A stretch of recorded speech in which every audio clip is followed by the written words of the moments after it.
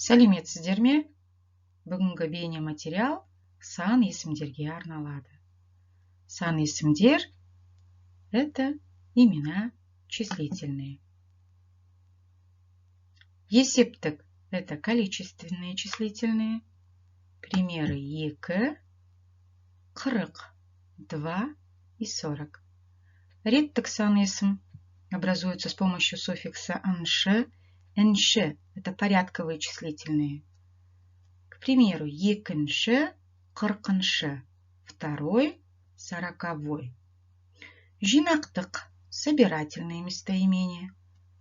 Их в казахском языке 7 образуется с помощью суффикса «ау», «ю». Біреу, екеу, үшеу, төртеу, бесеу, алтау, жетеу. Топтау – группирующиеся числительные. Екі-екіден по 2. Қырықтан по 40. Болжалдық – это приблизительные числительные. Тут служат вспомогательные слова «жуық», «тарта», «жүзге жуық», «около 100», «елуге тарта», «около 50». Бөлшектік – это дробные числительные.